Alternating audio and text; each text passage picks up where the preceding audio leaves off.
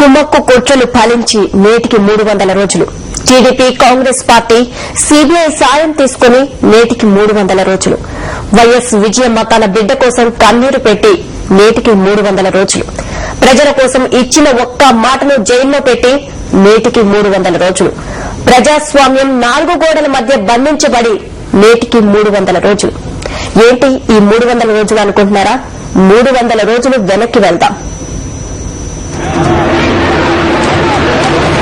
ఇప్పుడు అర్థమైందా 300 రోజులు దేనికో? అప్పటి వరకు జనాల్లో ఉన్న నేత, అప్పటి వరకు ప్రజలకు భరోసాగా ఉన్న నేతను కాంగ్రెస్ టీడీపీలు సీబీఐ ఎండతో జైలుపాలు చేశాయి. మే 27, 2012న సీబీఐ వైఎస్ జగన్మోహన్ రెడ్డిని అరెస్టు చేస్తున్నట్లు ప్రకటించింది.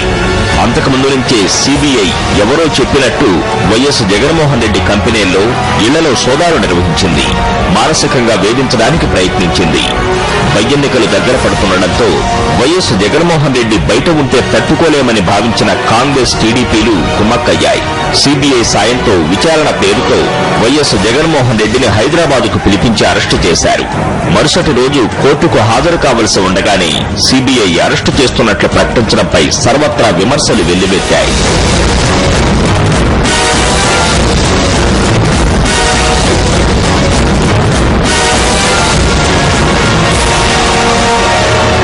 వైఎస్ జగన్మోహన్ రెడ్డిని అరెస్టు చేసినప్పటి నుంచి బెయిల్ రాకుండా చేయడానికి సీబీఐ చేయని ప్రయత్నం లేదు, చేయని వాదన లేదు.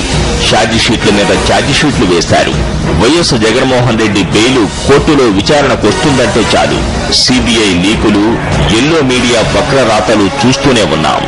ఎవరు ఎన్ని కుట్రలు పన్నినా వైఎస్ జగన్మోహన్ రెడ్డిని ఎవరూ అడ్డుకోలేరని రాష్ట్ర ప్రజలంటున్నారు.